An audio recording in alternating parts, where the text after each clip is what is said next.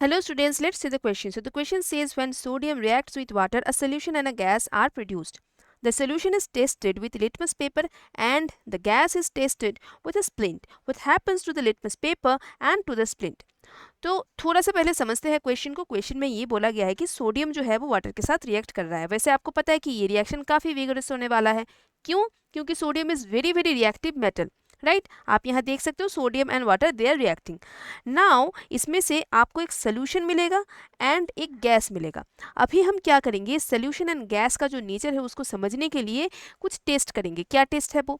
Solution के साथ हमने दे दिया है लिटमस पेपर को, ठीक है, blue litmus paper and red litmus paper दोनों को ही हमने दिया है।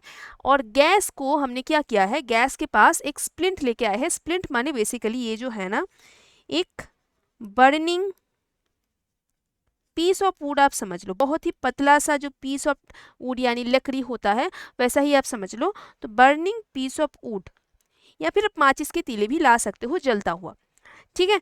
अब क्या है ना, आपको इस ऑप्शंस में से बताना है कि क्या नतीजा होने वाला है, लेकिन उसके लिए आपको तो इसका जो रिएक्शन है वो समझना पड़ेगा।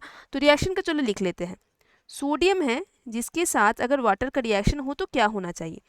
अगर कोई भी मेटल वाटर के साथ रिएक्शन करते हैं तो क्या बनना चाहिए। आपको पता है कि तभी हाइड्रोक्साइड या फिर oxide, hydroxide of the metal और या तो फिर ऑक्साइड, ठीक है, इसमें से कुछ एक बनेगा और साथ ही साथ क्या होगा, hydrogen gas. Alright, hydrogen gas.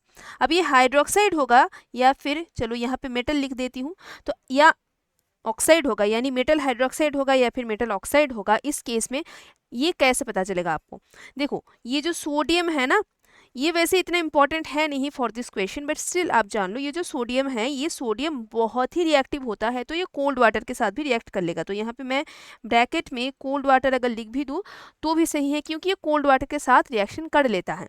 अब कोल्ड वाटर के साथ रिएक्शन करते हैं तो देखा गया है कि mostly in this cases hydroxides हो जाते हैं, ठीक है, और साथ ही साथ आपको तो पता है हाइड्रोजन गैस तैयार हो जाएगा। ऑल राइट, इसको आप बैलेंस कर लोगे, लेकिन हमारे लिए यहाँ इंपॉर्टेंट है कि क्या प्रोडक्ट प्रोड्यूस हो रहा है। तो प्रोडक्ट में आपने देखा कि सोडियम हाइड्रोक्साइड प्रोड्यूस हो रहा है एंड हाइड्रोजन गैस प्रोड्यूस हो रहा है। अब देखो सोडियम हाइड्रोक्साइड प्रोड्यूस अगर हो गया है तो यानी दिस इज बेस, आपको पता है ये बेस है। और हाइड्रोजन गैस जो है, हाइड्रोजन गैस का क्या होता है, अगर इसके पास स्प्लिंट लाते हो, अगर इसके पास जलता हुआ कुछ कैंडल, माचिस की तीली कुछ भी लाते हो तो क्या होता है, ये पॉप साउंड करके, पॉप साउंड करके जलने लगते हैं, गैस खुद जलने लगते हैं, राइट। तो यहाँ लिख भी देती हूँ, गैस बर्न्स, गैस खुद जलते हैं विथ अ पॉप साउंड। तो यहाँ ऑप्शन में चलो आ जाते हैं, बेस अगर है तो क्या होगा, बेस अगर है तो रेड लिटमस से ब्लू लिटमस बन जाएगा। तो चलो देखते हैं रेड टू ब्लू कहाँ है, सी एंड डी में रेड टू ब्लू है।